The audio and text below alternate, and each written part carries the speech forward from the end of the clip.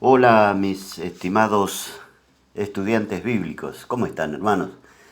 Una vez más nos ponemos en contacto para seguir compartiendo estas reflexiones sobre la gracia de Dios.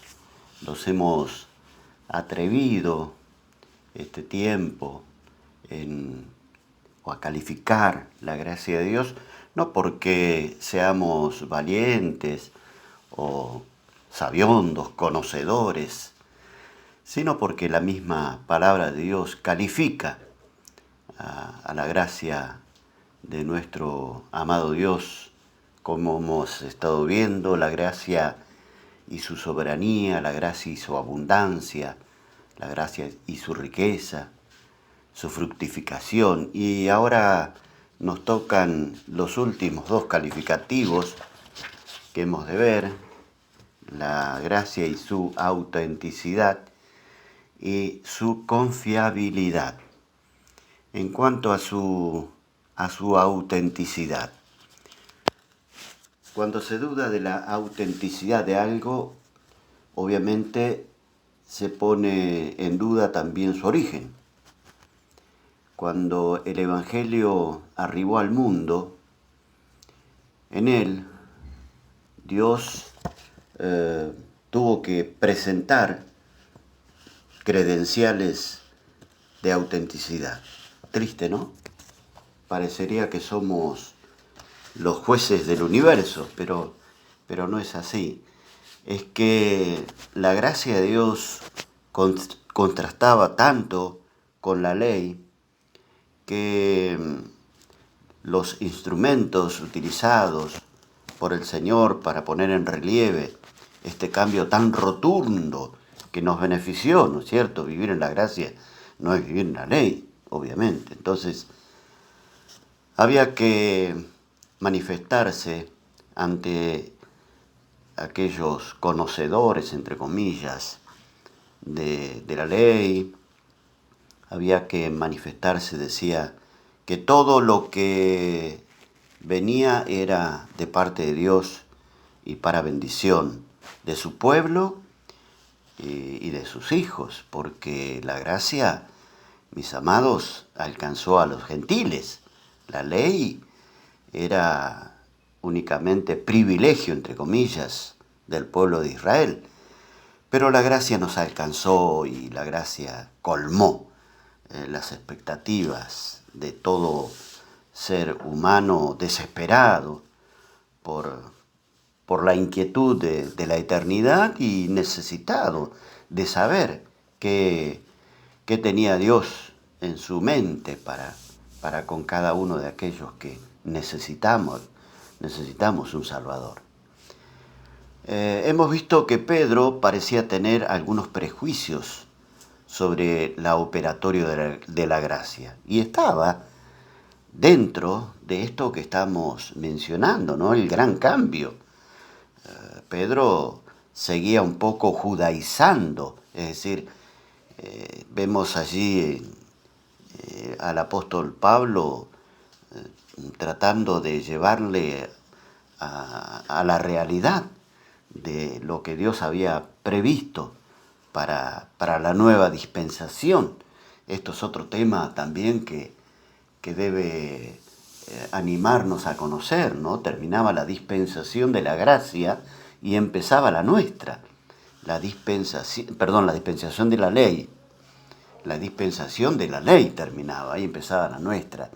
La dispensación de la gracia. Y Pedro tenía esos prejuicios, esa desconfianza natural de todo ser que, aunque honesto, equivocado, claro, pero con inquietudes. Por tal razón, es de gran valor la enfática afirmación que él hace al final de su primera carta. En el capítulo 5 y versículo 12 dice: les he escrito brevemente amonestándolos y testificando que esta es la verdadera gracia de Dios en la cual están. Estas son prácticamente sus palabras de despedida a 5 iglesias del Asia Menor. En ellas Pedro refrenda la autenticidad, y acá viene el tema, ¿no? La calificación.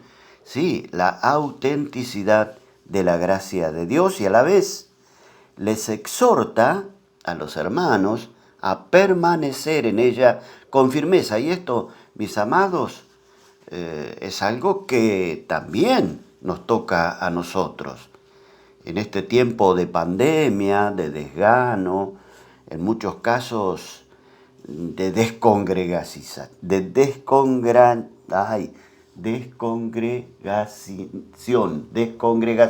Es decir, dejamos de congregarnos. Disculpen este incidente, ¿no? En este tiempo en que no nos congregamos, ¿no? Por ahí, bueno, la fe decae y no nos alimentamos. Y bueno, tenemos que permanecer con firmeza en el concepto claro de que vivimos los últimos tiempos y que es más que importante permanecer, como es el consejo de Pedro, permanecer en la gracia de Dios en la cual estamos. Para el apóstol, tanto la obra salvadora como las demandas éticas que rigen la nueva vida en Cristo, ambas son producto de la gracia de Dios. Y nosotros decimos un rotundo amén a esto. Sí, Señor, tanto nos ha salvado por gracia, como también nos ha dado una manera de vivir nueva, una nueva vida, ¿no? Por gracia de Dios. Pedro concluye con un llamado a manifestarse firmes en la gracia.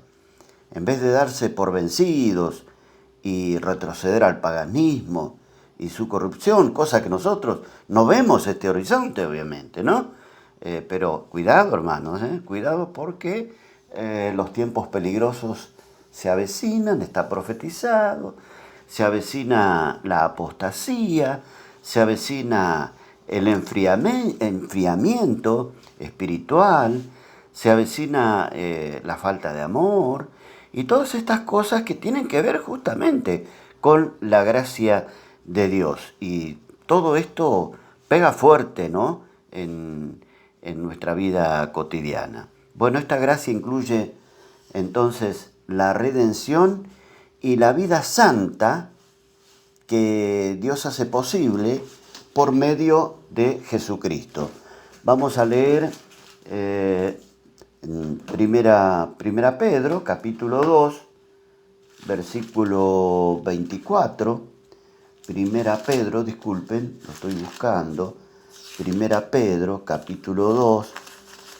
A ver, Primera Pedro 2, 24, donde dice: quien llevó él mismo nuestros pecados en su cuerpo sobre el madero, para que nosotros, estando muertos a los pecados, vivamos a la justicia, y por cuya herida fuisteis sanados. Esto manifiesta la obra redentora del Salvador y su gracia para con cada uno de nosotros.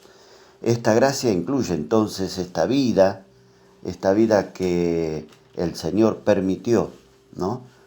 Que permitió a través de su obra en la cruz que nosotros fuésemos auténticamente, y hablando de autenticidad, auténticamente llamados, escogidos, hijos de Dios.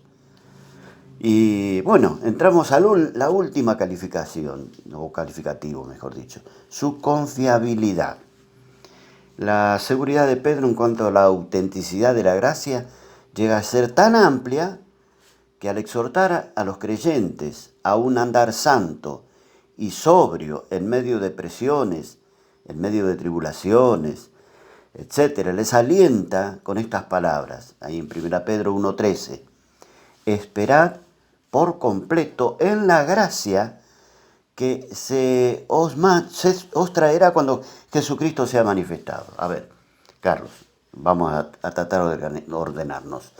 Esperad por completo en la gracia que se os traerá cuando Jesucristo sea manifestado. Un conocido exégeta dice que el verbo esperad está obviamente en imperativo, ¿no? Esto reviste una apelación. Esto reviste un sentido de urgencia que requiere justamente una decisión inmediata. Todos vivimos en un tiempo de severas presiones. Todos, todos. El creyente fiel está sometido a fuertes conflictos, a fuertes tentaciones, etc. La inseguridad social, la depresión laboral y económica, propias, ¿no?, de un mundo globalizado, que no podemos manejar y que solo protege a los fuertes. Todo esto es causa de conflictos, de temores, de angustias, tristezas, de las cuales no estamos exentos, hermanos. Y de todo esto no está excluida nuestra, en este caso, mi ancianidad. Todo nuestro andar está subordinado a la gracia de Dios por más años que tengamos. La gracia de Dios, por ser auténtica, es también confiable, porque abarca todo lo que somos y tenemos, como dice aquel antiguo himno, lo que somos y tenemos solo es nuestro en Dios, en Él. La vida del peregrino aquí en la tierra no es todo sombra y aflicción, por otro lado, ¿no? Ella se ilumina y alivia por la esperanza y también por la intervención de Dios todos los días a favor nuestro. Pero este no es un llamado a huir de los problemas del presente, sino a valorar la situación actual a la luz de la esperanza y el futuro glorioso que como hijos de Dios tenemos en el vencedor, en Cristo Jesús. Sí, los hijos de Dios tuvimos acceso a la gracia, y un andar en la gracia nos hará caminar en integridad y confianza gozosa y en paz, hermanos, porque las vicisitudes de la vida, ¿no? Sí, pero el mundo vive en tristeza, agonía, desesperación, manotazos de ahogado, como se dice, ¿no? Mientras que el creyente puede caminar en integridad y en una confianza gozosa y en paz, sabiendo que se ve el horizonte de la pronta venida del Salvador. Esta gracia, como decía Pedro, nos traerá esperanza sin reserva. Esta gracia nos hará caminar cada día pensando que, como decía el salmista, ¿no?, ¿a quién tengo yo en los cielos sino a ti? Y fuera de ti no quiero nada en la tierra. Oh, mis amados, qué bueno es esto, saber que en los cielos hay un trono que gobierna todo, y en la tierra se proyecta la luz de ese trono, gestando la voluntad insobornable de aquel que está sentado en el trono, gestando la voluntad de que los tiempos se cumplen sí o sí, y pronto viene, como la canción lo anuncia, pronto viene Jesús, rodeado de gloria y de luz, aleluya, pronto viene, aleluya, amén. Bendecida semana, hermanos queridos.